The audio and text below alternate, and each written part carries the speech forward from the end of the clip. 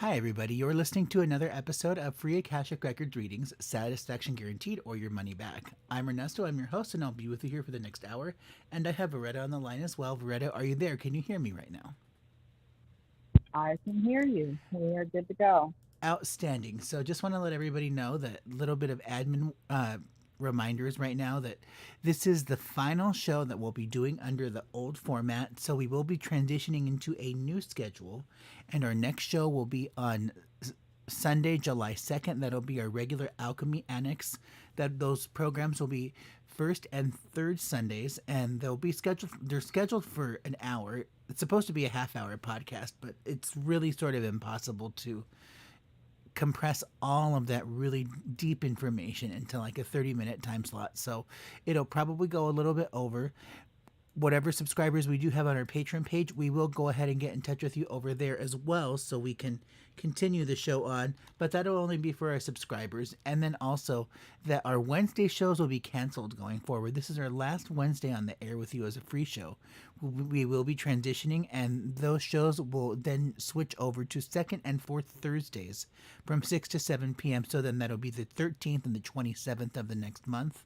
That's when you can find us again for a regular free show. But always, as always, that if you are part of our paid patron group, then you can go ahead. We will still be doing those Wednesday shows, but we're just going to be tightening that up for everybody so we can really give everybody a higher level of service than what we have in the past. It'll just be so much better. And for all of you who are out there listening in cyberspace who really want to work with us, but you're all paranoid about giving out your personal bits on the internet, that sort of thing, we make all of that go away because when you're part of our paid club, you can actually message us with that detail in advance. So that way you don't have to let it hang out on the internet. And I can just call you by your first name and even call you back here on the system. So that way we can take care of everything so much better than what we do here on the free shows. So that is just something for everybody to keep in mind. Please use that QR code in the bottom left of your screen if you are looking at us right now, and that will get you signed up over there for that program. And we also have a link tree, which you'll see momentarily here. It'll be on the bottom right of the screen as we talk about some other things. So that'll be for all of our other links, our socials, our websites, and that sort of thing. So, Veretta, what is it that we need to know for the first half of this week going ahead? Or excuse me, the second half. In the second half? All right. Well, okay. It feels easy. I don't want to say there's no hassle, no sweat. It just feels easy. It feels light, a lot of air, a lot of empty space, which can get some people in trouble. I know it can mean if I'm not structured in those time frames. Um, so I don't feel gloom and doom. I don't feel the uneasiness as I felt before. But I do have to say that this air, just like hanging out in space and hanging out in air, if you will, and ethers, um, is indicative of something that's coming. And so there's just a little bit of free time before that. Now, whatever it is that's coming, it's been alluded to in the past for freaking ever. Sometimes the things that come may be so subtle you miss them, but the undercurrent continues to grow until later and you get what happened back then. And so that could take space, that could take place in this little bit of time we have, this little gap between Wednesday and Sunday. Now, I feel like going into next week, which will approach Sunday, whatever that may be, it's not that not knowing is that may be gone, that may be irrelevant. We know what's coming, we know what's in front of us that we need to maybe prepare for or get our ducks in a row in order to make it an easy transition, whatever that may be. So yeah, it doesn't look like there's a lot to know other than don't use your free time unwisely. Well, that's always a good thing to know is figuring out how to manage your time. Time management is one of the biggest things that a lot of us really get stuck up on and don't know a whole lot about. And I've always just, people always complain, I don't have more time. I don't have more time. I can't do anything else on my schedule. Well, I know what that looks like because the only time that I really had a job that kind of sucked, that was just boring. It was like one of those office work, pushing papers kinds of things that was just, it was quite torturous. And it wasn't even a full-time position. It was part-time. And by the time I would come home from this short little 4-hour stint of working in an office, I would be so sick and tired of being sick and tired and so exhausted from every single source that nothing made me feel good. And then I didn't even want to watch TV. I didn't even have the motivation to want to cook dinner. So when people say I am exhausted, or that I don't have time for things, translation, I know what you're trying to say, that you're declining my invitation to join X, Y, or Z because you don't have time. But really, what you're trying to tell me is the fact that I am too worn out by all of the BS in my life. So that's why I can't dedicate this other hour or whatever it is that I'm requesting. So that was a huge lesson for me when I realized that people very simply say I don't have the time because they're too busy feeling sorry for themselves and their crappy decisions to work, some terrible job that they're either forced into, or because they're just, their overall lack of financial literacy caused them to be into that place. It's somewhat terrifying when you look at college students and you say, oh, I got into Yale, I got into Harvard, I got into this Ivy League school, it's so prestigious and so terrific. Should I go to this school because I was admitted? Well, probably not, if you're going to be paying out of pocket, if you don't have a rich family or some type of trust fund kind of thing to live off of, because people who enter those situations, they incur like 6 figures worth of debt as a result of that whole process, and then their entire financial future is ruined just for a couple of years. So I mean, financial literacy is really huge, and this is a huge piece of our wealth manifestation podcast that we talked about like a week and a half ago. Was, if you know that you're in financial trouble or issues, don't be the kind of person that won't settle for anything less than a haircut that costs $300, because that's going to create all kinds of problems. And if that's more important to you, to look good and out in public and spend $300 in a haircut versus having lights, well, I guess that's your choice. And you made your bed and you have to lie in it.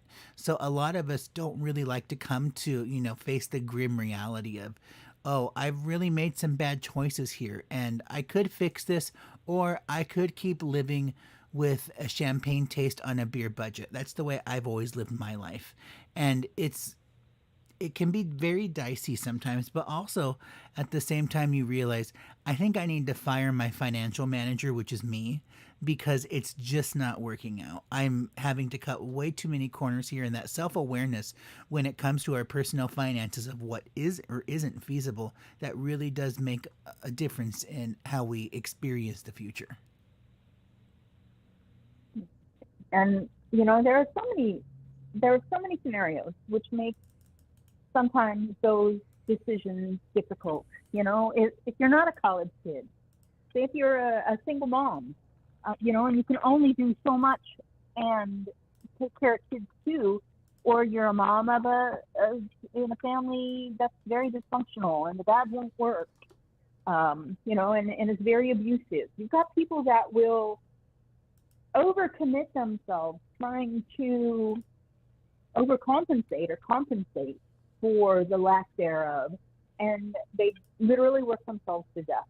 And they work themselves to death, usually to the tune of nobody notices, and to no avail did their death make a big impact on anyone, because they ultimately chose to continue to stay in those ruts instead of try to take other roads that would take them to a better place. It's scary when you don't know what's out there. It's scary when you're stuck in that 9 to 5 or that structured timeline where you get up, and from the minute you get up, your feet hit the floor and you're running until you drop into bed at night, and you don't have time for extras. You don't have time for self. You don't have time for anything that's pleasurable. And at some point you have to say, okay, no, this isn't working. And when you don't say, okay, no, this isn't working, then you're choosing that reality, not being punished or a victim of it. You're choosing that. Well, so when we look at people, go ahead. Go ahead. Go ahead No, and go ahead. finish. I was just going to say that, what's even worse is that when we end up having when we end up caught into some kind of cycle looking for something and we don't really know what that something is, but we're dancing all around this concept. Like for me in my past, I spent a lot of time of my life and energy trying to become a music director, particularly of early music, so stuff that was written before 1750. Lo and behold, the same planets for early music are the same planets for Uranian astrology. So it was a very long process for me of, going up this mountain that I was in this losing battle and everything that I did was failing and just didn't make me feel good. It just caused nothing but regret and despair at the end of the day. And I keep doing all of these things in this arena, trying to look for something. I don't know what it is exactly. And if I had known anything about this astrology back then, I would have been pointed in a very different direction than where I am right now. I mean, we all find the things that we are truly looking for. I mean, I remember when I was in that music program, we had this one girl who was fresh out of high school in Music Theory 101. She did not want to pay attention to what the instructor or the TA was saying.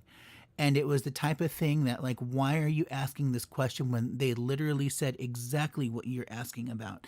And it happened every single class, and it was so frustrating. I was just kind of like, how the heck did you even get into the School of Music? Well, I was a little bit mental, I will admit that it was a weak part of my life, and I absolutely lost it on this girl. I just had an explosive outburst. I told her everything that was on my mind, shouted at the top of my lungs, and I told her, if you don't get the heck out of this room right now, I'm going to throw this desk at you. And she was so terrified, she ran out crying. And, this is the magic of all of that. She dropped out of the program and became a religious studies major. And now she's a rabbi. So I led her to God. Isn't that kind of amazing? Yeah, definitely. So, I mean, my point is that when we're looking for something in life, we keep doing the same repetitive actions over and over again, and we're not really getting what we want. So, we try to modify it and we look for something different. And it's still not working out for us. And it just exhausts us that we're looking for something, but we don't really know what that is. I remember in my past, I would spend a lot of time online trying to cultivate relationships with people in a virtual, like non-physical environment, thinking, oh, I'm going to hang out with this person and we're going to be friends. So we meet up once or twice and not really a whole lot comes of it. It's kind of like just pulling teeth. They're not quality people, but they're people just the same. So you twist yourself into a pretzel trying to make that situation work because anything is better than being alone, right? So what ends up happening is it's just so frustrating that you end up walking away. And what I discovered through the whole process and all of that was I was actually just looking for like minded people, to talk about things with. So I got myself a counselor, and that really opened my mind in a lot of ways to other avenues that I can still use the same energy, but get more of what I want. So when we're caught in something that doesn't really seem to be moving us forward, but we don't really know how to get out or rip off the band-aid for that matter, or we're in some type of bondage situation where we have to do those things because people are paying bills or because scholarships are involved, and if I drop out of this program I have to pay all the money back even though I don't want, even though I'm not happy, kind of thing. These things are, this is basically how we give ourselves cancer over situations, is because we suppress our emotions and the things that we really want in life we're unable to get because we weren't firm with ourselves, with our personal boundaries. And when we're able to just say, okay, this is not working out for me. $300 haircuts caused me to lose my electricity for about a week, and I lost all of my tropical fish in the process, or I lost all of my food, or whatever terrible thing that happened. You realize through the learning experience, this is not for me. I'm going to have to find an alternate route. Right. And if it's something that takes you a little longer than a week to figure out, that's how we end up with so many people out on the street. Now, don't hear me say that's wrong. It's just I'm saying without those choices and God's grace, we do end up in a bad situation. So the priority should lay on what we need to have and what we want to have, and then what we, as a luxury as far as balancing our financial budget. And there's a lot of people out there that are doing that these days, helping people that just don't know how to budget money. They just don't know how to pick a check. They don't know how to create a budget. They don't know how to do any of the things that the people in my age, even a generation above you, and so that was hard copy. We didn't know anything different. Couldn't even assume or expect anything to change in our lifetime. And lo and behold, we're Cash App and this, Venmo and that, PayPal and everything. We don't even write paper checks anymore. We have money coming and going in 14 different directions. And if we can't budget, if we can't keep our structure straight, we lose track of things. Things get missed. And that is a matter of getting in good habits, keeping yourself aligned with understanding what you need to make your optimal situation work. And that's the key to the existence. Not what I have to have. Oh, look, there's sparkly. Oh, it's on sale now. If I don't get it, it won't be there anymore. None of that matters if you're not eating. None of that matters if you're flushing your fish. None of that matters if you're sleeping on a bus stop. So really, it does take some steps to make matters easier to make ends meet. But you got to be out there and you got to be self-motivated to make it happen, because people aren't going to beg you to pay your bills unless it's with threat letters. Ultimately, it's just really easy to turn everything off these days and shut everyone out, and make some hard choices become very irreversible. So, one of the things that's interesting is that when we put off our own needs, it creates all kinds of havoc in pretty much every other area of life. Our thoughts go to hell. Our interior, our external life, everything else that we experience just is met with a lot of hostility and just negative vibes all over the place. And the reason why is because Hades is the planet that controls our needs. So basic necessities. So I'm talking about like eating and drinking and having a roof over your head and electric and the internet and those kinds of basic things that every single human being needs. Those are all controlled by a planet that can be pretty dark most of the time, depending on what else it's coupled with in your chart. So, if we are not living this planet's energy to its absolute highest vibration, which is self care, then we can expect to have havoc. One of the things I find interesting, especially for you, Beretta, is the fact that you do a lot with caregiving and caretaking and that kind of thing. There's an entire generation of women who believe that just out of service to my family and out of duty to all of these other people or whatever society deems as correct, that this is my role as a housewife and as a mother and as a homemaker and all of those kinds of things. So the big question becomes, how do we take this from servitude to the higher vibration of that, whatever that may be? Because slavery is just another version of servitude. It's just a lot more negative. But servitude still has a connotation to it where it's kind of like, I have to do these things. And that's a hard thing for a lot of us to break ourselves from, is that none of that is really necessary. Like I always say, everything ends in death anyway, so what's it all worth? Everything ends in death. That's exactly right. I am taking care of a hospice lady at this point, and I don't do it for the aspect of income. I do it for the work. I do it because I enjoy it. And she says, "You worry, you die. You don't worry, you die. So why worry? You're gonna die." And really, that's the truth of it. I enjoy what I do, or I wouldn't do it.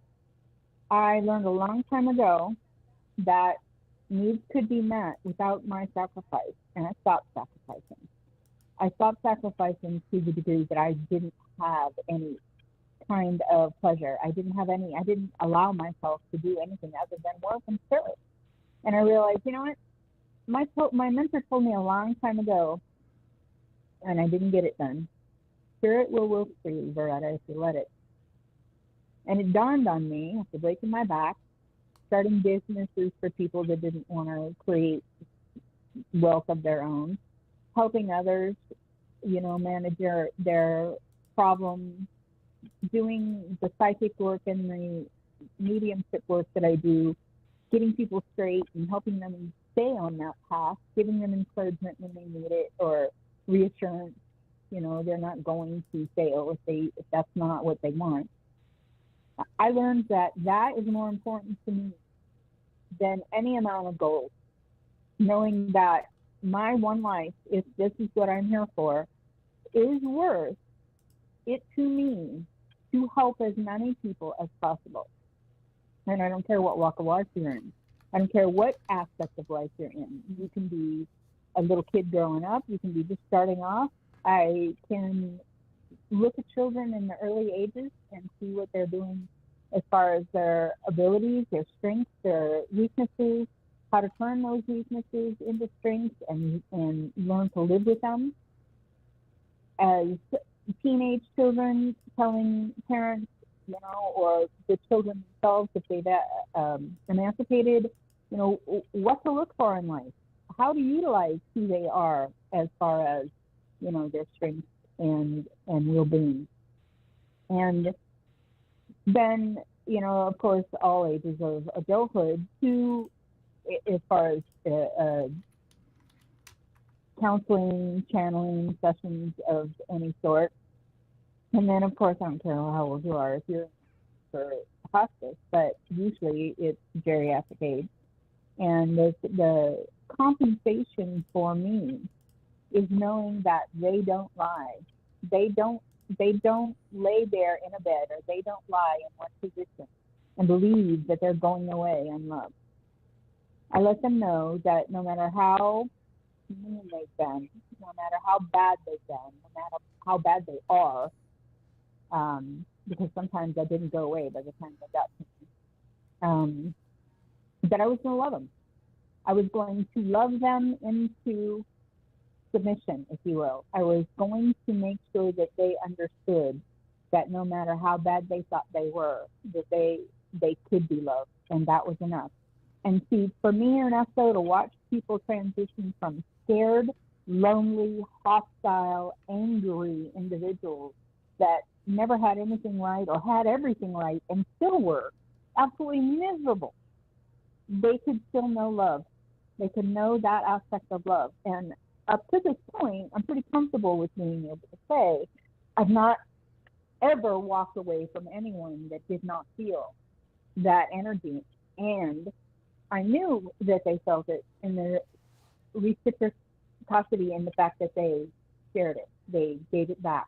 They began to tell me they loved me, or they were grateful, or they were thankful, or just full of love, and they did a 180. That for me is not servitude. That for me is why I'm here. That for me is a plus in knowing that maybe no matter how bad you are, there's redemption at the end. And whether it's me trying to outrun a demon or really trying to prove myself or my worth, and to who I don't know, because I've already proved it to many, and I really don't feel like I have anything more to offer other than what I do already, which seems to be enough for a lot of folks. So I just keep putting it out there, and I will until I die. But I do hope that at some point I will know after I'm gone that what my objective to give people a second chance, give people renewed life, give people reason to keep living was enough, was what the right answer was and needed to be. When I started my church, I opened my doors to everyone. I didn't leave out anybody that felt they needed to hear the word of spirit. And I welcome people to walk through my door. I challenged the people to walk through my door that didn't think that they could find it in our church. And they did. They did. And so really it comes down to what you want to be. As long as it is not it's not at the expense of something or someone else, what you want to be is enough. You've got to pick your head up and you've got to understand that things can change, and no matter what, in that recognition, you'll always have the opportunity to start over. And it won't be something that you feel when you leave this earth you've wasted your time living for, because you can always create yourself in a different manner. If what you're doing right now isn't working, recreate yourself. And if you can't recreate yourself in the manner that you are, recreate your thinking. That'll change how you feel. I've been in this business way too many years, 3 decades plus. And I had to know that what I was doing was for a reason, not just authentic, but for a reason. And not necessarily to know I was benefiting, but knowing I was doing my work. And so I'm not afraid of work. I'll be the first one that'll roll up my sleeves and say, come on, I'll stand beside you, let's get this done. And I led my congregation that way. I showed by example. I lived by example. I put my heart out there. Every chance I could, I showed people that it was okay to be vulnerable when it meant expressing your appreciation or gratitude to someone. Even if they weren't full of love or were going to spit it back at you, do it anyway. Because honestly, as long as they don't hear you say it, they don't know it exists. So you may think they know, but don't take for granted someone appreciates who you are. Whether it's in servitude or just in a passing, just be appreciative and let everybody know you are grateful that they care enough to give you the love that you don't think you deserve, or you didn't earn, or wasn't really worth anything to you. My handle, always in love for the church, was mentioned earnest. Always in kindness, always in love. And that's who we were. I feel like if everybody took a little bit of stance, so I had people asking, how do you do that? Before I finish that sentence, how do you do that? How do you take a stance? Well, my sentence was going to end with, so if people take a stance at understanding that people are watching, people are looking, and they could learn to live like someone was watching all the time, they would learn to live righteously. If you thought you had a camera on you 24/7, you wouldn't live the way you do when you think you're behind your own closed doors.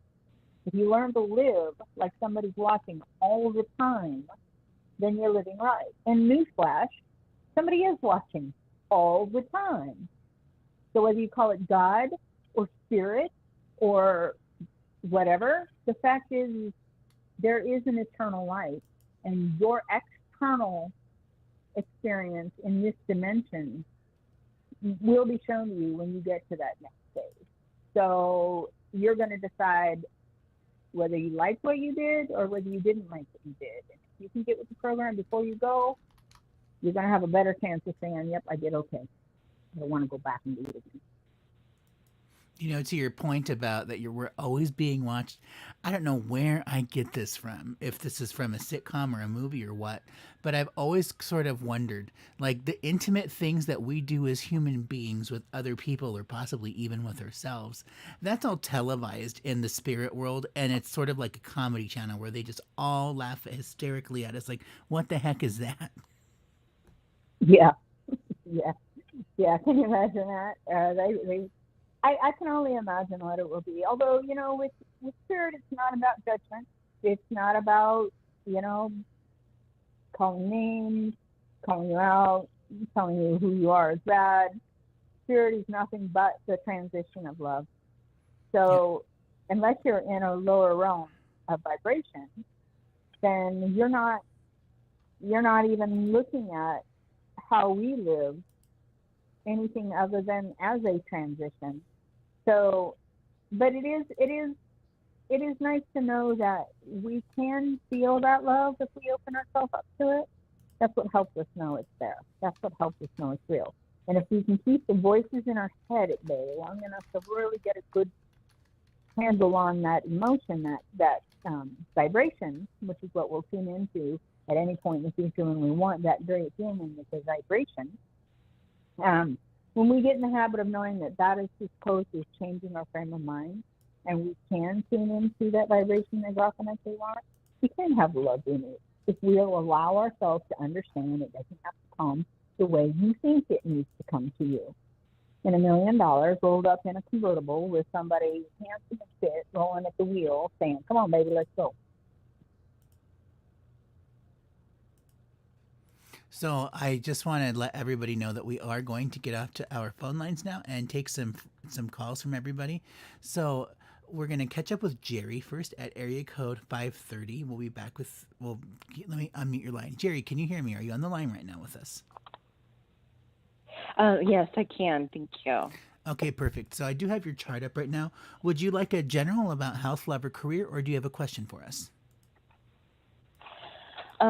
So what I'm calling about, and this is like my third draft of, I guess, how to say it, but I'm calling to ask for advice and advice that I will try definitely to listen to this time on career and finance after spending like the last couple months self-sabotaging myself. So I guess career and finance would be great. Okay, all right, Brady, what you got for Jerry Right. here? All right, honey. Well, let's see what you got.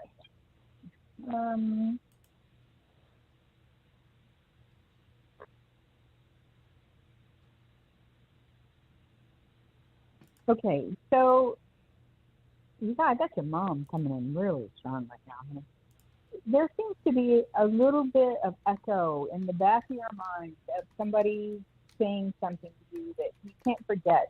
He's wanting to remind you, you need to pay a little closer attention to those echoes because they really have merit. And whether it's from your mom or where it's coming from doesn't matter. The fact is, mom is really trying to pick you up and give you that momentum, I guess it is, that you feel you're lacking to get anything done. Mm-hmm. Now, one of the things that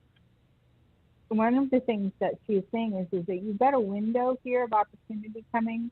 Before summer is done, you will have the opportunity to come in contact with the person that will give you that right job. And I don't remember what we had. Yeah, I do. Well, no, I don't remember. I'm asking, what did we tell you before? Didn't we tell you hospitality? And the minute I said that, it rings. And so I don't remember exactly what character that took, but the fact is that's still in the making. So keep your eyes open for that right individual that can take you into their clutches and under their wing and just run with you. And they will, because you do have, your momentum is shifting, Jerry. You do have a mindset change coming here very shortly, whether it was this last 2 months of self-sabotage or, since your birthday anyway, you really felt like you weren't making it anywhere, here, whatever. It feels to me like that time needs to be done. That needs to be over. You need to look at that as, okay, I took a sabbatical, so sorry for myself for 2 months, that time's done. Now, got to move on and see what else that I can do that'll make up for it. And when I say make up for it, it will make sure that, when I say make up for it, I mean that it will ensure that by this time next year, you're not having a 2-month sabbatical going, what's up? What did I do? I don't know what to do now. So just hang on to the thought that you do have somebody coming. You do have somebody that can snatch you up and take you and run with you and help you. I do wholeheartedly believe it's in hospitality. And it's almost like I can put my thumb on it, but I can't. It's not there enough for me to be able to really pinpoint it down for you. But maybe Ernesto can give you a little bit of help. Now I'm thinking, like I said, before the end of summer, this person's coming into your space. You may have to put yourself out there, Jerry. You may have to go places or accept invitations for things or be in public to have access to this individual. So definitely don't turn that stuff down. Don't let the gift horse in the mouth and, wonder why you didn't actually get that opportunity. Because nobody came around. Well, somebody can't come around if you're not out there for them to find you. Now, well, I'm going to give it to Ernesto because I'm not getting much more than that, and I don't want to start pulling stuff out of the air. But definitely know Mom is all over this with you and for you. So here's the deal. I don't know why I keep seeing her face. But you and I have an acquaintance in common. The mom of the best friend of where you live, which actually she's having a birthday today. Go find her mom and find out what her mom does, or if you know what her mom does, find out if they're hiring. Because for whatever reason, her face is all over me right now while I'm looking at you. So go find the birthday girl's mom. You know who I'm talking about? Yeah, I do. No, exactly. Okay. And the only reason I'm saying this, folks, is because Jerry and I have history from years ago. So don't think like, oh, she's pulling shit out of her ass. She's not talking straight. Sorry, I'm just not wanting to air out people's stuff online that isn't saying it. It's okay. So Jerry knows what I'm talking about. We're going to give it to Ernesto, and maybe he can give you a little bit more, and take it away. Okay, so right, thank you, Jerry. I'm just curious. Like, I'm looking at this from a different perspective. I absolutely agree with what Loretta's saying about hospitality. I want to push that a little bit further and say, like, you're going to be doing more like behind the scenes kind of work, like not frontline kind of work. I want to say more like maybe back office, doing some research, doing some bookkeeping. Those would be like the types of things within the hospitality industry that you would do well with. So if there are any of those types of back office positions, and what that you would do well with those. But what's interesting about what I'm reading in your chart right now is that it seems like two things: your job and your finances are definitely connected. They are the same question in your chart. So when I look at this and I'm trying to figure out, how to work with it, the best thing that I can say is that, would you agree that you're going through a tremendous sense of loneliness right now? Yes, I would. That's one thing I am feeling in my life right now. Yeah, because that's the first thing that I pick up right away is that there was like a death or a loss or a separation, something pretty important within the family that happened. And if anything, it probably caused your family to break up in like not a great way. And if it's not family, then it's just very simply your network of contacts in your life. That this rift that occurred was pretty crushing to you, and that's what's causing you to run into all of these issues regarding your job and those kinds of things. Is very simply the fact that like it was so damaging to your ego sense that like you really almost don't have very much self-confidence anymore, and that sort of trickled down the wayside. And if I could describe it even further, that would then get into things like, I feel lonely because I don't have anybody, kind of thing. So my best advice to you in this whole process about your job situation, and it is changing, by the way, and that is coming by the end of summer, but what the big thing that I would suggest to you is just do what you can to be around more people. The people who are left in your life, really cherish them and go out of your way to spend time with them. They are your nurturers. They are the people who have the answers in this whole situation. So by you being around other people and getting outside of this really confined mental space that's wanting to constrict you in a lot of different ways, that's causing mega damage to the career and the finance pieces. So if you can do more to be around the people, the structures that you do have in your life, that's going to shift your energetic focus, and that'll give you more of what you're wanting to do. A back office position in a hospitality industry, remember, that's going to be less around people because you're not working the front lines, kind of thing. So you have to be mentally prepared for that. Like being a custodian, I guess, is something that a lot of people can't handle just because of the severe alone time that's created by it. So you have to sort of prepare yourself for that career change, and I think that you're going to do so by being around the people that you do love, and the people who are left in your life. These are the people that you can trust. So whatever break or nastiness that happened recently, that's all sort of settled down, and you have a much better picture in your mind about what's going on with you as far as the people that you need in to keep around. So the people that are there, they're the ones that you can trust. I don't really get the sense that there's anything like more that's going to go away or blow up or break up. The damage has already been done, which is the great news. Okay, yeah, thank you for that, because I keep running into the feeling that, like disappointment over and over, that something like didn't work out for things that I'm trying. So both, the information that you've given and Bretta's, Bretta, that you've given as well, it really helps with that, and kind of uplifts, my spirit a bit to go on and continue on and get out of, as you mentioned, the shift in mindset, to complete that, I guess, is probably the best way to put it, and move on and move forward with my life. Well, yeah, and then the other thing too is that because this all has the potential to slide into what we would call depression, and then that's just sort of like, I don't have the motivation to do much of anything anymore. All of this can be avoided. So, I mean, we're still in a point where all of this can sort of be saved, but you have to save yourself. That's the main thing. That's the main takeaway here. That makes sense. Okay. Beretta, is there anything else that you wanted to add, or does that kind of sum it up for you? No, that pretty much fills in the gaps what I was seeing. I think, looking at the lonely aspect, I can understand where she's coming from in the lonely piece of it. So I think that's probably why Spirit was saying, get out in public, Jerry, get out in public, start going places. I know you're probably limited on funds now. You can't really go too many places, but find something to do, even if it's on video, even if it's putting you out there on video, okay? Because that will commit you to being a part of that situation. So look for something, honey.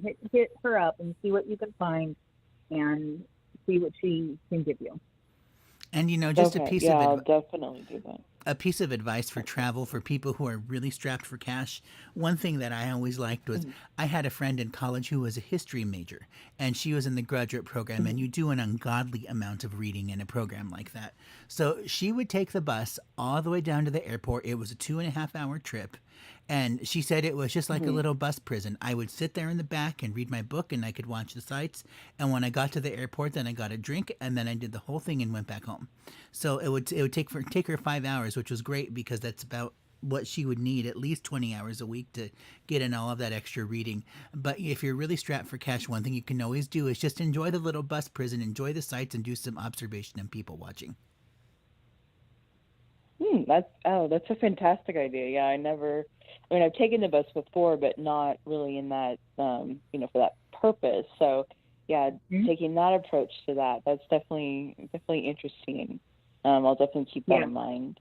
Well. That's a really good idea, actually. From where you're going, or from where you're coming from, or where you would be going to, I think the travel just on a bus with a lot of people would be a lot of experience for you. So give it a try, girl. Give it a try. Yeah. So Jerry, you have to give us a call and let us know how it turns out. I'm so glad that you gave us a call and that we were able to bring all this up to you today. Yeah, thank you. I'm very grateful. I know I was hesitating at first, but I'm very grateful that just with my own feelings and stuff, everything going through, but I'm very grateful that I did. So thank you so much, Vanessa, and thank you, Bretta. I appreciate that, and I will definitely try and apply this information and advice going forward. And thank you so much for what you both do. I really appreciate that. Oh, we always appreciate the kind words. It means a lot. Okay, so take care, and we'll catch up with you soon. Many blessings and good night. Thank you. Bye. Okay, and we are going to catch up with... Let's catch up with Dion here at area code 630. Wow, Dion, we haven't heard from you in a really long time. I'm so glad you came back. So I got your chart up. Are you there on the line with me? Can you hear me right now? Yeah, hi. I'm so glad I got in. I wasn't calling because I was so busy, like, getting everything organized. But guess what? On Friday, I'm moving. All right. So, what I'm doing is, I had to get organized. So on Friday, I'm moving out of Wisconsin, and it'll take me 4 days to drive down to Miami. And then I got an Airbnb just, until down there, they want you to meet with you before they rent to you. So you have to, like, be there. And you know what? I think Loretta I think you said that. You're like, well, you said something about like once I'm there, that's when like I have to be there, and then like the job starts and everything starts. But the rule was I had to get there. It was just getting out of here. It was getting out of here that was like so hard. And so like I tried the apartment shopping online, but they won't do that. They're like, COVID was a disaster with all of that. And so, no, we want to see you if we're going to rent you. I'm like, okay, that's fine. So I got an Airbnb. And the other thing is I still haven't scheduled my surgery because it took me all this time to find out exactly what was wrong. But now I have my path for that. And then I am still writing. I'm still doing the writing.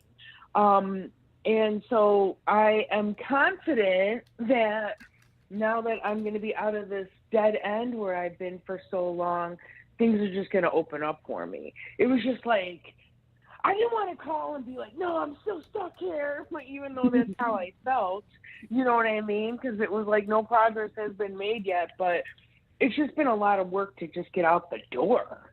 And I'm finally doing it. And so I wanted to call and tell you that. I've made a lot of progress. And then I do have a question for something that you were discussing earlier. Okay, sure. What's that? Okay, so like when, let's say my mom comes through and gives a message, you know, like what are they doing? Like how is it, because like I know I can like get messages from the other side, but like what is their life like? Do they like, you know what I'm saying? Like what are they doing? They're all hanging out with each other or what? Well, you could say they're all hanging out with each other. It would be very similar to a dream state, honey. It would be anything that you need it to be. You're going to be able to, first of all, when we get there, it's not like it is here. We're entering a realm of understanding what's going on consciously. Therefore, we're aware of what everybody thinks or what's being thought at the time. Now, like, well, what if they're talking to somebody else? You mean everybody's butting into that conversation? Well, the reality of it is it's not a conversation that everybody can hear. It's that kind of reality. So it's what they do is like in a dream state. It's very similar to just existing in a sense of wellness or well-being, depending upon the relationship value of your vibration. If you're not in a good vibrational rate, then forget everything I just said to you about being happy and healthy. Because where you are when you pass is where you go in the vibrational realm of spirit. So let's just say that everybody's happy and healthy and go lucky when they died. Old age, it took them, and there was nothing of issue outstanding. Then yeah, they're all basically just kind of hanging around without a body, waiting for whatever else needs to be said or done, or the next phase of their reality. It's not a harmful place. It's really easy. It's a dream state. It's like a dream state. Like when you're dreaming and you're viewing things sometimes in a manner that either you're in person, or you're doing it in third person, which means you're just watching it happen basically. Or you're in that place of being able to interact basically at your leisure, come and go as you please through the dimensions. And that's the dream state. That's the reality that we enter into vibration. And like I said, depending upon where we are when we die, will determine what kind of rate we're entering into. If we're not a nice person, then so be it. And so therefore, when we get there, we can do just whatever it is we want to. Now, there's a lot of theories, and speculation, of course, on what happens when we die, because nobody is willing to take a chance and stand up and say, no, I know without a doubt this is exactly what happened, because they haven't done it, so therefore they can't know. However, our near-death experiences are really getting a pretty good look as far as, and if you're not looking at religious channels when you watch these things, giving us a pretty good look as far as what type of reality that we enter into when we pass. So I would say be on look at some of the near-death NDEs. Go to YouTube and look up some of the near-death experiences that people have had and see what they say. And you'll see, you'll understand a little bit more. Now, everybody's got their own take on things. Don't go to a religious channel because they're going to be pushing one thing only. So don't do it. Just go to people that are just normal, everyday folks out there running amok, dying, and coming back and telling us what they had to experience. So, Dying and coming. now, let's give Ernesto a thought at this and see what he says. So for me, my dream state is basically like Cloud Atlas meets Narnia. So you walk through a closet and then you end up in an entirely different. It's a different iteration of what you're just in right now. So if I were to walk through my door, if I woke up in my bed in my sleep state and I walk through my door, I'm going to end up in some new version where everything is very similar to where it's what it's like right now, but maybe everybody's dressed in purple as opposed to how they normally dress. And then when I walk through another door, then that's going to mean that everybody's going to wear green or something like that. There is this one unifying factor in all of these different experiences, but they're all just variations of where I am right now. So I very frequently have dreams that deal with being in a classroom. And some teacher is usually talking about something that has to do with astrology, and I am either late or I've walked halfway into the exam that I didn't know about, or there's a test that I'm not even prepared for at all. And regardless of what happens every single time when I wake up, my spirit guides, who's usually the teacher in these cases, I wake up and I say, oh, so that's what I'm supposed to look at in the chart. I never thought about that before. Some new thought or idea is supplanted into my subconscious, and then I can just run with it. And really the beauty of what I do, which is so amazing, is the fact that I would say at least half, if not more, of this work is channeled. It's believed that our founding father, in the very early stages when all of this happened, that the entire body of work was channeled, because we don't really know where it came from, or how you could come to this type of a conclusion that was just so out of the blue and totally different than what everybody else was doing. So that's what I love about this astrology in particular, is that I wake up with a thought or an idea that's totally different than what I was expecting. But then, because this astrology is based off of scientific logic and principles, I can put that to the test and it comes out to be true. So in my experience, whenever I have things that are, or people that are talking to me, they're always just expressions of my subconscious thoughts and things that I'm trying to work out, or maybe things that I'm working on. So that's always been my thing. I do want to bring your attention, if you're watching our YouTube cast, to your chart. I looked up the issue of voyages, like going out, because it's essentially what you're doing is you're saying bon voyage to, this old life and everything else. And my only advice to you when you get to the new place is be careful of your safety. And I mean, like falling, like that's something that you need to keep an eye out on, because it's like you might lose your balance, or perhaps you're trying to carry too many things, or just too many things in general, and then that causes some sort of mishap or unfortunate thing that could have all been avoided. That's the only real thing I'm sort of seeing here. But otherwise, I would almost tell you that you might want to think about doing some more publishing again. I know you said you were writing again, and like you did some publishing in the past, and I think your agent and all of that, how that was working out. But I think that you might want to start on a new chapter of the old project that you were working on, like some new publication that's a new story or new variation of that. Or if it's not that, then something else. I just feel like more publishing is coming into your future, and that this new environment's really going to be a place for you to get that all set up. Okay, so I did that today. I started the part 2, because I've been writing in between, like organizing the move, but today I was actually able to publish at least 2 episodes, and I will publish more once I get settled. It's just a matter of time before I'm able to like drive down there and then find the place and then move all my stuff in there. But so wait, you were right about that for sure, but you said my safety as far as me being clumsy. Right. Yeah. That those kinds of things that could just end up being like you drop a box that has your dishes in it, kind of thing. Dang, I am such a klutz too. So I will definitely slow down. I will definitely be mindful because I actually have my parents' wedding dishes, so I got to be careful with that. Yeah, I'm like so sentimental. I know like people are like, "What's all your storage?" And it's like, but it's like my parents' stuff, and I have like my dad's ashes in my car. It's really weird.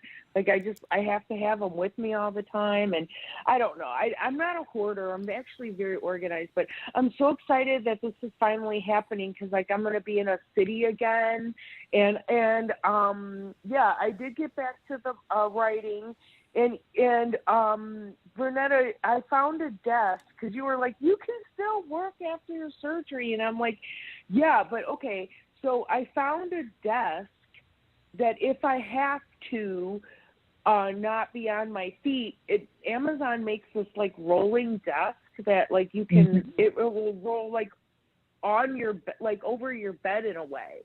So like if you had to stay in bed, that I would still be able to type using that.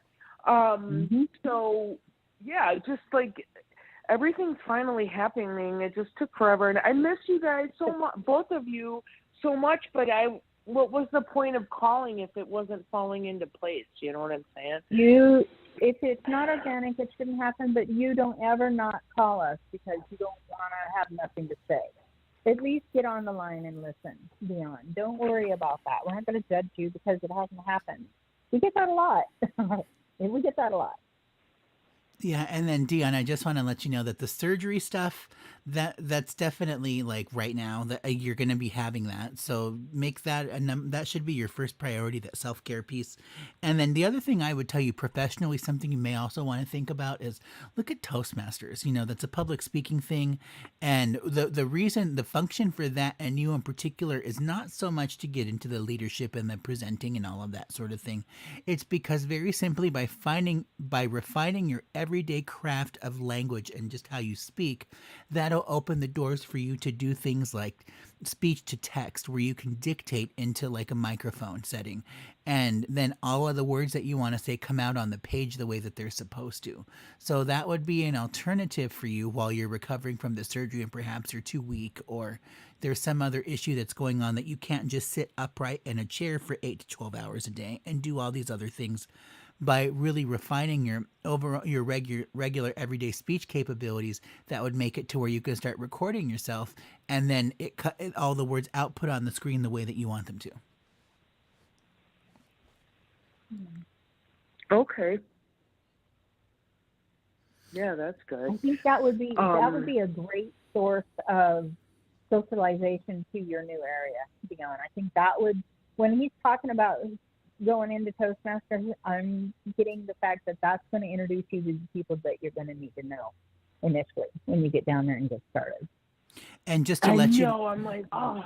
And just to So let you know, excited the fact that everybody who joins Toastmasters is working on the number one fear in society, public speaking, that inherently makes all of us awesome. It is the most uplifting group of people that you'll ever meet.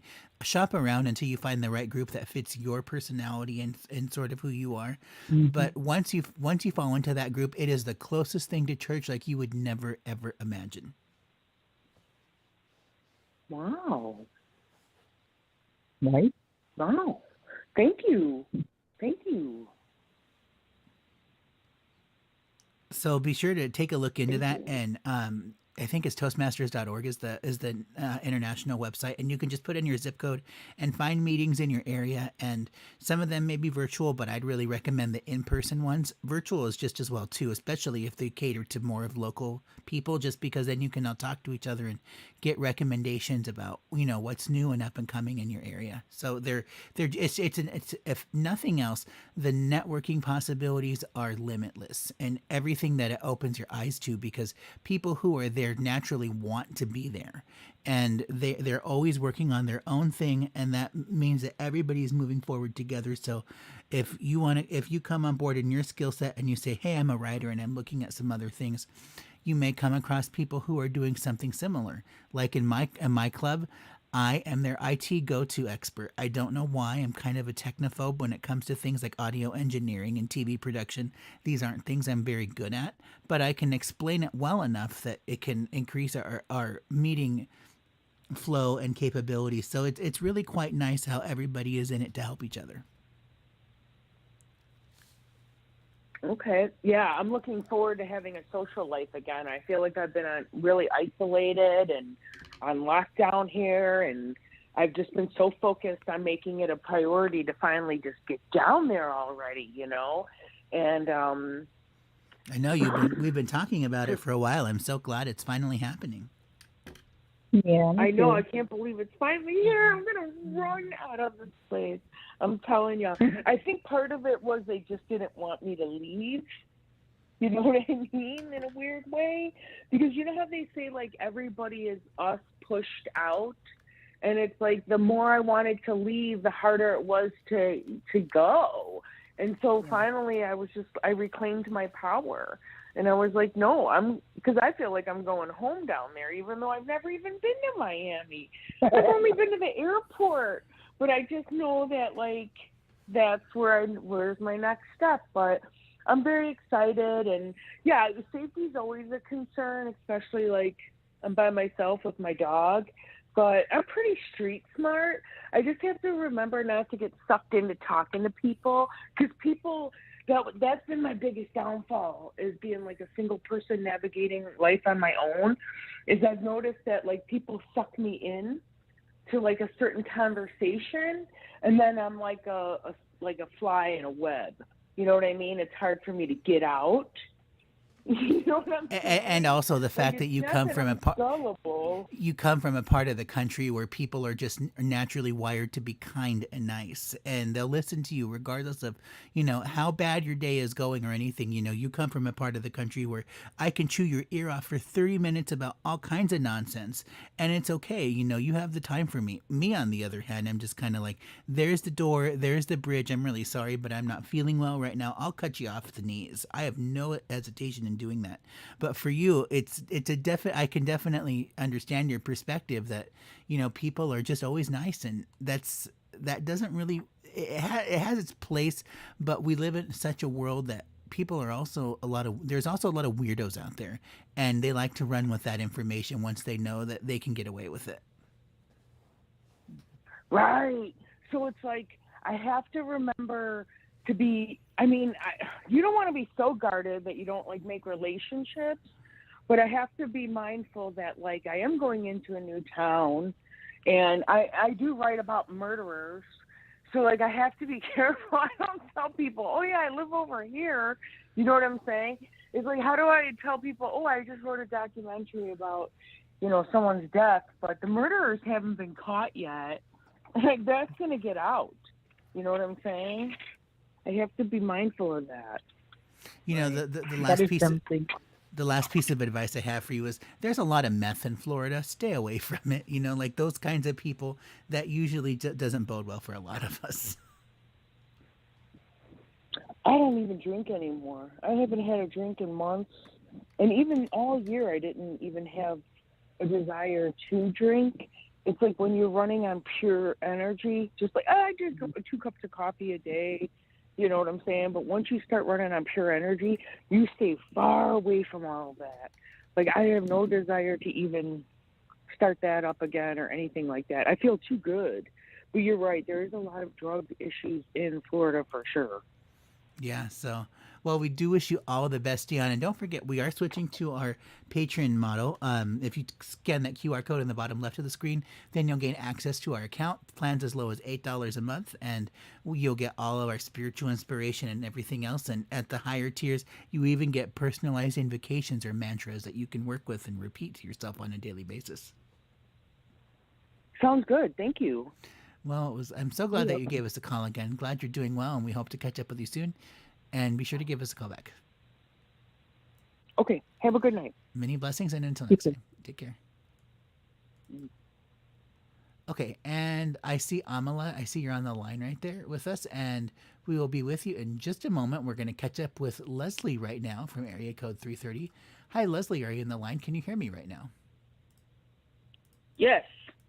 Okay, perfect, Leslie. Now let me pull up your chart here. I know you've called us before. So there we go. And you were born on January 30th. Is that right? Right. Perfect. All right. Now, do you have a question for us, or would you like a general about health, love, or career? This is more about career, and as I know, I was reaffirmed for my position for another year.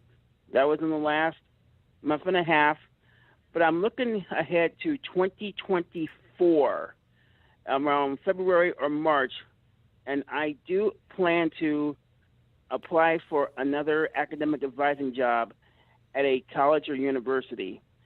And the leading contenders right now are places in Knoxville, Tennessee, Memphis, Tennessee, and an outside chance in my hometown of Akron, Ohio, at my university's alma mater.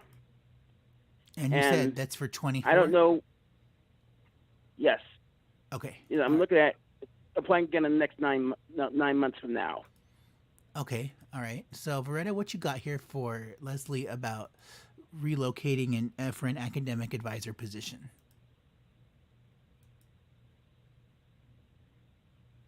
Okay, so as I'm kind of just re-feeling the word,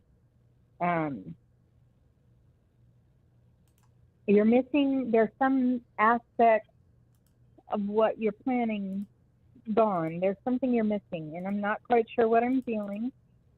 I want to say maybe it's an area to discover, as far as where. Now I heard you say Akron, Ohio. I'm not getting the exact hit on that, but I do feel association or affiliation in that area. So there may be some things you have to adjust a little bit before this all actually takes place and works. And I don't know, it could be something really simple. I mean, just as ridiculous as changing changing something that is as simple as like what you drink for drink. I don't know. It's kind of complex for me to feel this out, because I'm getting that there's the nuance to this is so subtle. It's not something you think you're missing. So until it presents itself, I'm not sure what direction to take you in. So let's let Ernesto kind of have this, because he may have all those lovely little answers for you brought up. I think it's going to happen. I just think there's a part of it you're missing. There's some type of aspect of what you want to do not complete. Do you feel it's the location? Because when I pull this up in Leslie's chart for the region of the country, like none of those cities come up at all. We're actually looking at a totally different, possibility or reality here. We're looking at like Santa Barbara, Los Angeles, Bakersfield, Fresno, Reno, Carson City, like Walla Walla, Washington. So these are totally different, like not they're pretty much on the opposite end of the country. But that's kind of the thing that I'm getting here as far as like what's amiss in this situation is I think that the region of the country just isn't right for that particular timing. Yeah, because right now I've been living here in Holly Springs, Mississippi for over a year now here at my present job, and I'm loving it. Yeah, because there's a part of me that wants to relocate, to remain here in the area in Holly Springs, Memphis, next summer, or move to Knoxville, or go back to Ohio. You see, I don't think you're staying where you're at. I do think you're moving. I think you're leaving the area you're in. I'm just not sold on Akron. Yeah, Right. I really feel like this is something like much bigger tn that. Like I don't want to use the word abroad, but it has that connotation to it where like we're really looking far outside of your comfort zone, like the really wild and crazy stuff of your dreams, like that kind of energy. This is more of what we're looking at. So that's where we pull into a lot of that California type of energy. I really see you at like, as far as the job is concerned, moving into those types of regions in the West Coast area. Mm-hmm. Yeah, because I was out there visiting San Francisco last Christmas, and I spent some time out there, and they have really good institutions. And there may be a possibility this coming Christmas I might have spend some vacation time out there in Los Angeles or San Diego. Yeah, Yeah. I would Now that's definitely. it. Hmm. Okay, all right. That's it. Now, when you said that, I got a good hit on that. Yeah. Now, I've applied to places before like UC San Diego, UCLA, USC, Cal Poly San Luis Obispo, San Yeah, that'd be a Francisco good place. State University. Actually, Cal Poly would be a good place. I feel like that's going to be more of a tech environment that really will, and it'll. So what I get when I see San Luis, when you're talking about Cal Poly, immediately from there you go right into work. So that may be where you need to look. And And because it's close enough to the south, you'll be able to travel or do whatever it is you want to do. You'll be able to get to other areas that you may want to go to. the other thing too, Leslie, is that when it comes to jobs in academia, the hiring process is hell. It's very difficult and extremely rigid, as I'm sure you're aware.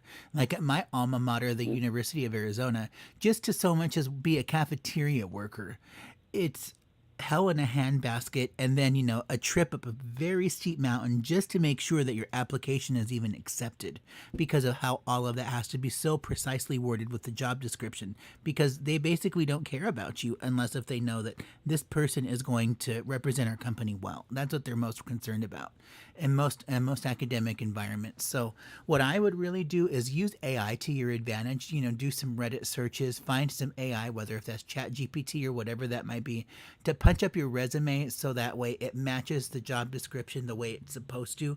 There is a whole process. There are really some insider tips that I don't remember off the top of my head about how to get yourself into those types of jobs, because you may have all of the right qualifications on paper, or maybe even you're missing one or two of them, but you can kind of fudge things up a little bit to look really great, and then you get a call back that you totally weren't expecting. So it can happen.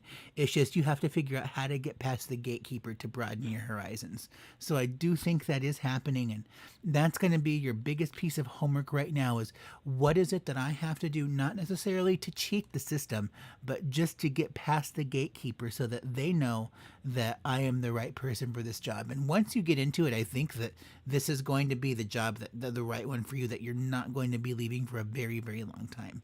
This will probably be the job that'll take you into retirement at the same place. So I know that this is coming for you, but it's all going to come down to how you're able to get yourself past that gatekeeper so you can get a call back in that whole process, because hiring at universities or colleges is not a traditional sort. They do things almost from a prejudicial perspective, just because they really want to weed out all of the candidates that just come across as average or normal. They're looking for people that are so much more than that. And California is an extremely competitive marketplace, so I would imagine that the process is even more rigorous than what it is in other places. Yeah, and I've applied for jobs out there in California. It's never easy, and I've interviewed. Yeah, I think that's why going to Cal Poly will make it an easier step for you, because once you're there and they see who you are, you've got an in. You've made friends with somebody, the right somebody. Yeah, with the Cal Poly jobs, those are probationary jobs that last up to 1 year. Yeah, but like I'm saying, you'll make that, you'll get in, you'll get your feet wet, and somebody's hooked. They're just sold on you. And I'm feeling like it's going to take, it might take some time, a few weeks, 2 or 3 weeks. Yeah, your background check and all that are definitely going to take a bit of time, but it still feels like once you're in there, you're solid. And by the way, Yeah. the finance piece, if you're worried, like, how the heck am I going to afford any of this? it is going to be a-okay. All of this is just like total green lights, good Stuff territory. out. Yep. So like the fear and the reservation of maybe I'm less than, or I don't know how I'm going to find the resources to make this happen, just roll with it, because there is help out there. You just got to ask for it. And like that position, Okay. looking at this chart in 2024, this is beautiful. I absolutely see major huge things happening for you. You just got to take the necessary steps so that that's all possible. Yeah, I can reach out to all of my professional and personal networks. Yeah.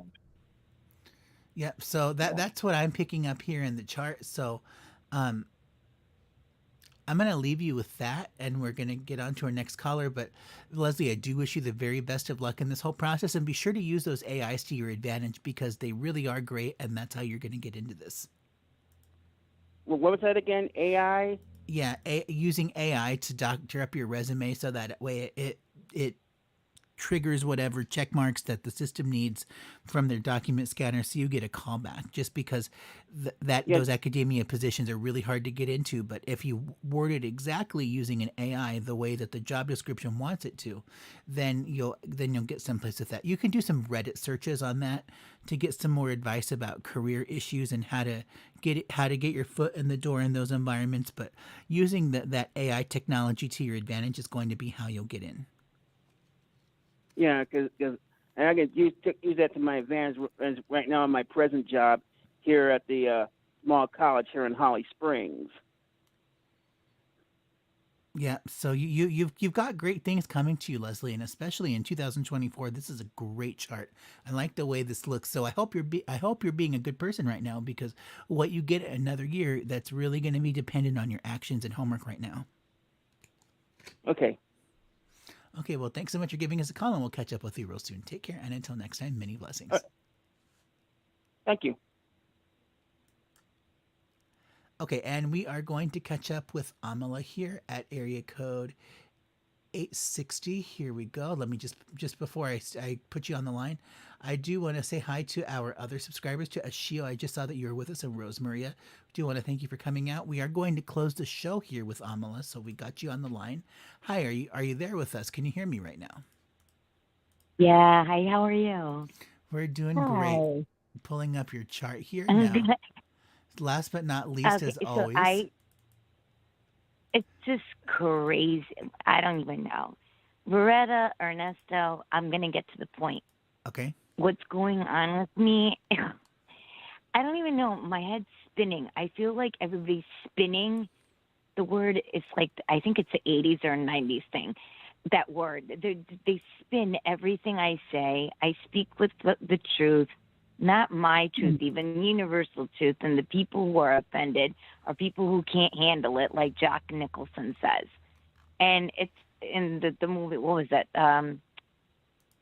You know the movie I'm talking about. You can't handle the truth. Yes.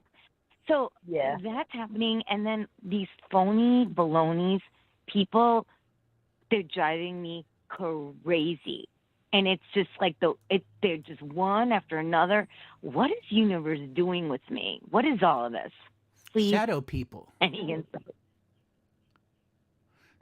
This is a great preview of our Sunday show that's coming up, the Alchemy Annex, about the dark arts. A huge piece of all of the darkness in the universe is what I refer to as shadow people.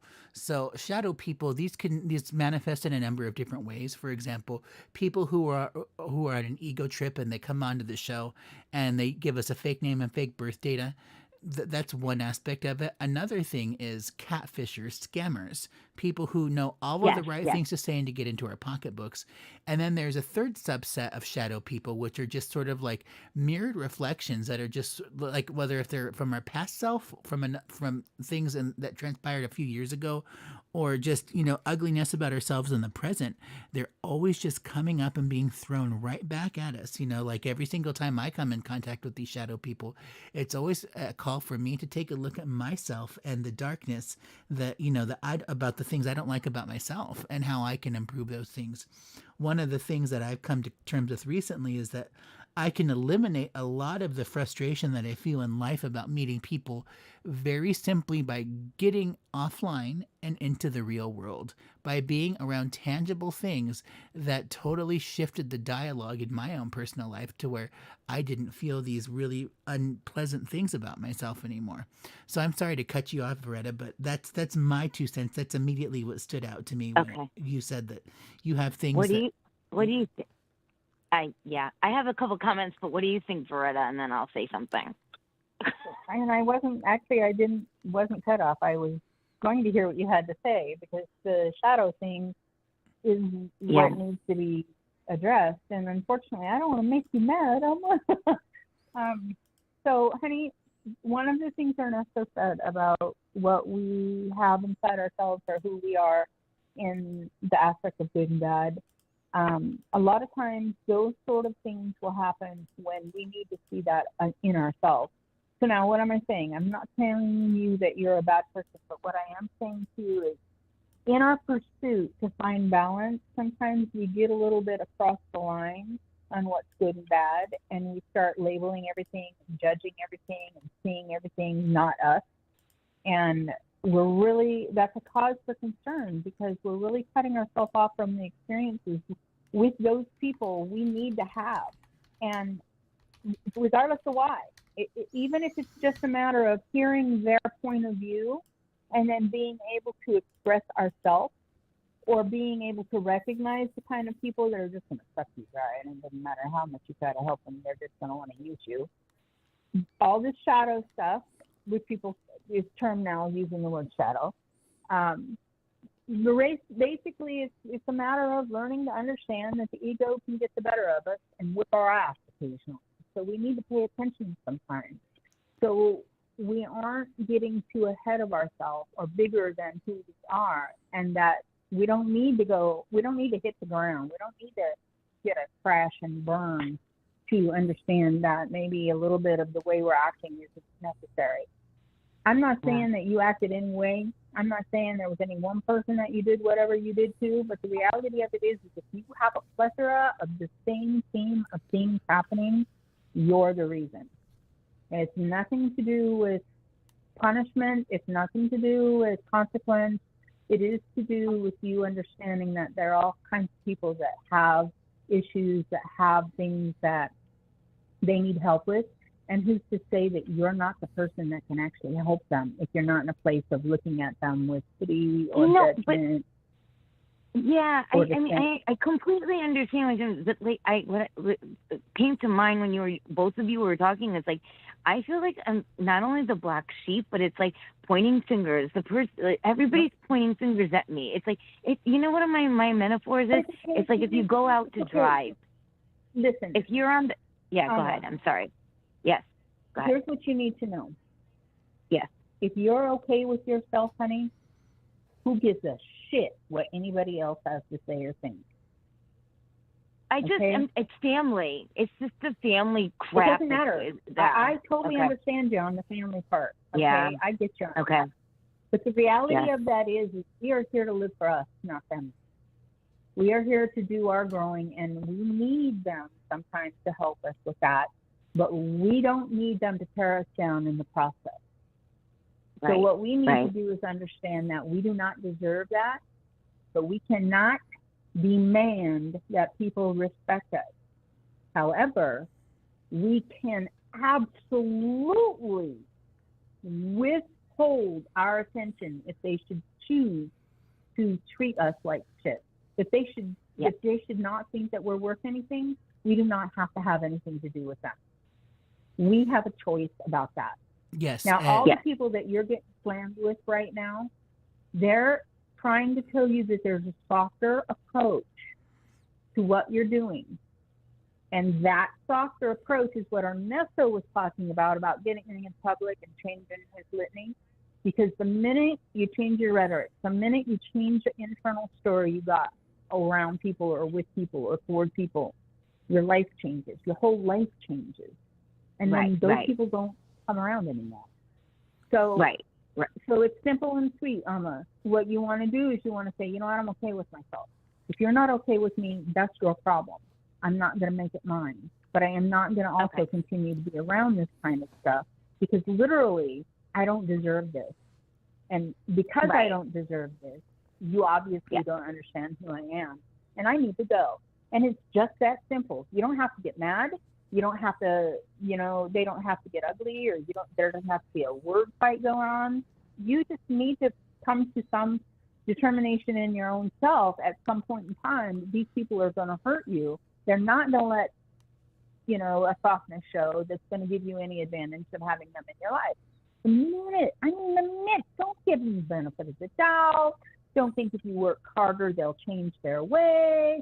Don't do any of that shit. The minute you decide, you know what, people, this isn't working for me. And I am not saying to you, you have to abide by my way. But what I am saying to you is, if you cannot give me what I need in reciprocation to me doing the same for you, then I can no longer be in your service. Bye-bye. And it is as simple as that. It's hard. It's really hard to walk away. But the reality of it is, honey, the minute you stop letting those people in there and controlling your life, you won't have them. You won't have them in your face anymore. And I have to share this with you, Amala. I took your own advice from another show. I don't remember what we were talking about, but you imparted the phrase, "I'm really sorry, but I don't have energy for you right now." I was in a very similar situation with a family member. And it was just kind of like every single time I try to engage with you, I get disappointed or angry. And these are things that I can absolutely control. And, it got to the point where I was so frustrated beyond belief that I kept thinking, well, maybe Uncle Chester is going to change. Maybe this is going to get better. I mean, that's all just wishful thinking, though. And that's as good as far as you can throw it. So, like, what I can see in your chart right now has to deal with your family. And you've talked about in the past, they don't understand you as a person. So, when that realization hit me that, like, oh my God, I am in control of all of this, and it has never changed in my entire 37 years of existence. Why do I think it's going to change today, tomorrow, or the next day? Exactly. I had to come to the very difficult conclusion, I'm really sorry, but if you can't see me for who I am, then I'm just not going to have to know you. I'm going to give you the silent treatment because I choose me, really, is what it comes down to. And it's you guys right on, absolutely. And I think the human side of me just in two or three sentences, when my trigger gets, my buttons get pushed when people twist it. They twist things around, and I'm like, are you kidding me? And that is one of my weaknesses. And they know it too. It's the bubble. I mean, it's the button. That's my weakest button is that when you twist things around, because I cannot stand people lying. I cannot what do you do with tolerate that? it. How do you respond to that, Kamala? Well, I'm sorry, say it again. One experience. How do you respond to that? When people do that to your face? I mean, literally, how do you respond to them? You know what? The funny thing is, I call them out on what their actions was, not what they're saying. But if it's a conversation, which this was this past week with the person over the phone, I said no, and I defend myself in air quotes by pointing out their actions, the facts. 90 seconds. That's what I do. I don't say anything. I don't respond to anything that they're saying. I just say, well, this is what happened. You were right there. These are the facts. Well, I actually end up being a lawyer kind of thing. That's my way, because facts say more than any kind of opinions or belief systems or anything like that with people like this, at least in my experience. Well, the other thing too is that when we behave out of 60 seconds. When we behave out of fear, obligation, or guilt, which is very common for us as human beings, by the way, to give people the benefit of the doubt, and then we're getting stabbed in the back, and they just dig in the knife deeper every single time.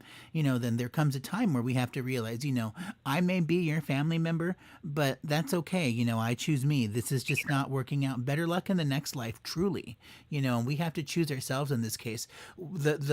The impact it had on my mental health was so profound. I can't even describe how I have changed as a result of that decision. And it was very hard, and it absolutely breaks my heart that it has to be like this. But you know what? It has to be like this. Just bad luck in this life. Maybe it'll get better after the simulation is over.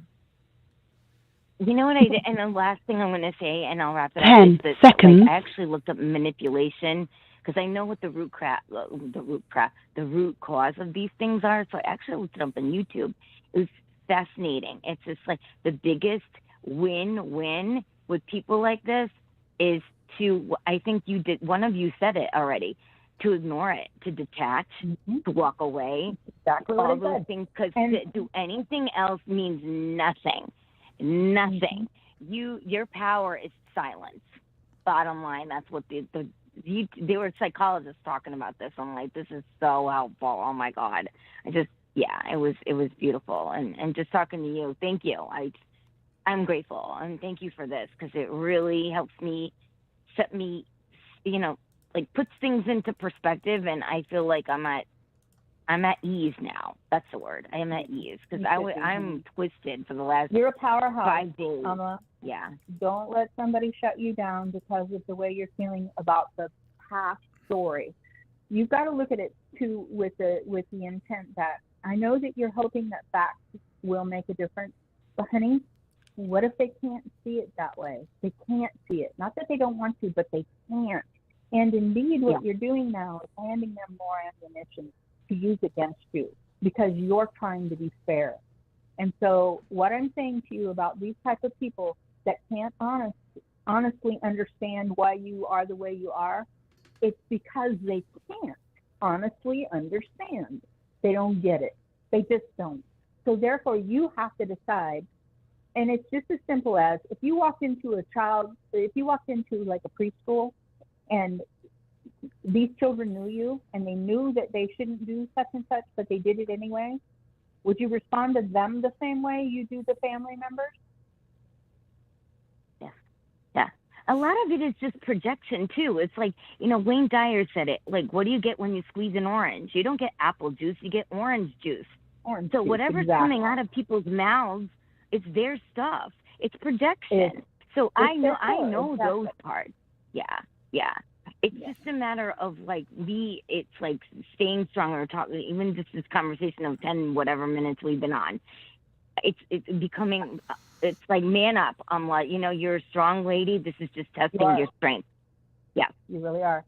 One of the things that I really appreciate you guys. Yeah. Well, amazing. And one of the things that I started living by where my family was concerned was I'd be a black sheep any day than a white sheep. Please don't tell me what to think. Please don't tell me how to live. Please don't tell me how to act. I'm actually capable of doing it for myself. And I'm sorry if that offends you, but that's the way it is. And I'm really not sorry. Yeah. Wow. Yeah, and the hardest part is when you're dealing with people who have cultural barriers, and it's like whatever you're trying to describe to them is so insane because you're not of the right relationship, that whatever that's supposed to be, like parent-child or otherwise, then that just cannot ever be accepted because of who you are. And I'll share this with you, that even children who are in special ed, that you can teach them, hey, it's not okay to run over puppies, it's not okay to beat on your family.